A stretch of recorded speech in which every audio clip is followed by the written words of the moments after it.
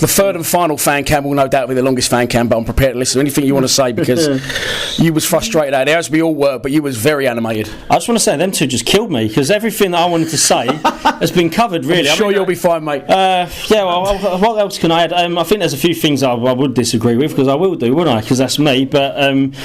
we were saying like straight away we've got no one in the 10. I was like, I'm going to be able to say that, and then obviously Pulis Jr. comes in. It's right at the end of his interview. So like, oh God, but you know, look at it. There are players out there. You know what I mean? Look at Liverpool. How many players they got off that conveyor belt? Like that little Curtis Jones. Like, can't he do well coming down here and just playing a little bit for a few months?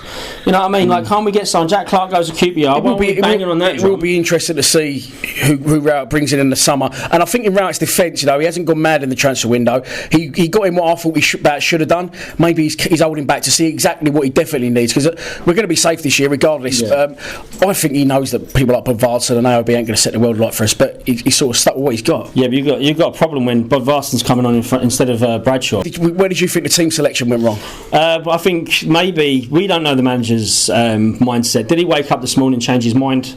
I mean, it would have changed in my mind walking in there. I mean, you obviously think you play the position, play the conditions, play everything. Like, you know, they're going to have the ball. Are we going to have like conditions where we're going to have to defend and launch balls forward? Then you want a guy up front that might hold the ball up and win it.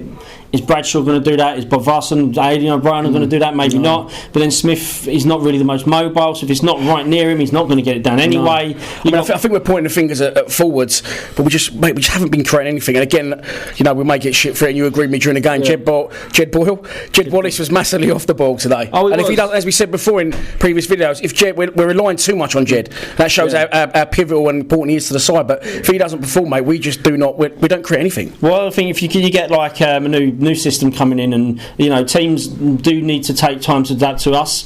You know, we've gone with this new system. He's gone with 5-2-1-2 away from home, which I think we said, like I know Pulis Jr. said we've not really played well, but there's the away games we played really well with that formation. Swansea, Bristol City, we looked really dangerous. We could have been 3 or 4 nil up. When you think back to them games, we have horrible to say, we've gone backwards a little bit. Yeah, but this is what I mean. You have this transitional period where now we're looking good away from home. Can you get away doing that at home? Maybe not.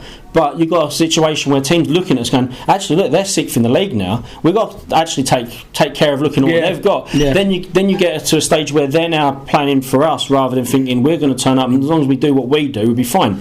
So then you've got to go, right, if teams are planning for us, what's our plan B? What's our adjustment? Like, you know, you look at someone like Floyd Mayweather in the boxing ring, he adjusts mid-round even, not even mid-fight, mid-round, he go, right, I'll do something different because this is how I win the fight.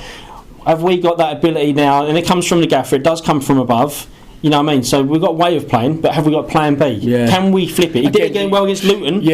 Spot on. But today, going Bodvarsson for Smith, for me, it was just a bit of an old Harris substitution almost. Like for like, it wasn't going to change the effect of our mentality going forward. I mean, but if we're going to go for 3 or 5 at the back, should we just stick with that? And go, right, screw it, you know what I mean? By the end of the year now, okay, we can say about acceptable being mid-table, it is right, okay. But can we as a team, as a squad of players, adjust to going 4 at home, then 5 away, 4 at home again, 5 away? You know, can we get a solid formation like these? Like Brentford, they've been playing 3 at the back for a decade. You know, they've got a way of playing. Like Barcelona have been playing 3 at the back with under Harris, it was very one mentality of formation. But under Rowett, have we changed it too much? Well, that's what I mean. You need that. You need a solidity. Is he still figuring out? You know what? We're going to have a big push. But in his head, we're going to make a big push next year. He said, we don't get value for money in January. We're not going to make changes. I think he's a victim of his own success there, because he's got these players playing so well, got us up to nearly on the playoffs, that he didn't have to make changes. You know, you make your wholesale changes in the summer. I've said it before. As he got to the stage where he's done so well, he's not only had to tweak it, but now looking at him, you know what? Some of these players aren't up to standard. Could he have shipped them out and got better players? A new manager coming in, I think you'll always have that little peak. He'll give you that extra bit, and then as the dust settles, you know, some people say the honeymoon period's over, but I think, like you say, he's getting an extra 10-20% out of those players, and that's maybe why he hasn't invested in the transfer window, because he's going to now wait. Okay, it's all good while we're winning. Now we'll see when shit hits the fan, backs against the wall, to see how they perform then. Look, there's always going to be. This is a league, as I said to you before, we lost 1 in 12. You could all easily in this league then not win a game in 7. Don't forget, West Brom didn't win in 7, 8 themselves, and they're still in the top 2.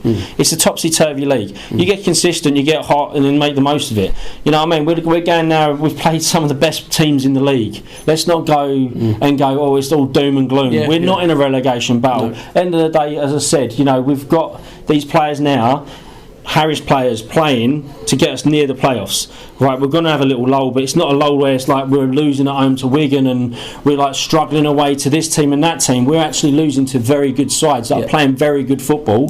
Let's not go off of our tree. Yes, confidence is going to be up to them up there in the boardroom, all running the training sessions. Go, right, okay, we're now in a patch where we're not playing the top 4 teams in the league. We need to get the confidence back. But that's what I mean. It's Fulham Wednesday. But that's what I mean. These 5. We was on the grasp of the playoffs. But these next 5 games, and I said it was Leeds, it was Sheffield Wednesday away, it was Fulham, West Brom, Preston away. We're doing really well. This is going to dictate our season, and if we don't do well, so what? We're still not in a relegation battle. I mean, last year, as I said, like we were sitting here going, where's our next goal coming from? Let alone our next point. So let's just say, right, the summer is big time. He's already putting his plans in for next year with Mason Bennett, and all you're saying is about he's not match fit, but he's a free transfer in the summer. So he's putting his mark in now. If he loves it and he wants to sign and he loves the area, he's got to get on the fucking pitch first. 23, 24 years old. But we need a striker. Mate, we do need a striker. Hopefully he's the man to turn it round. Come on your lines. Come on, boy.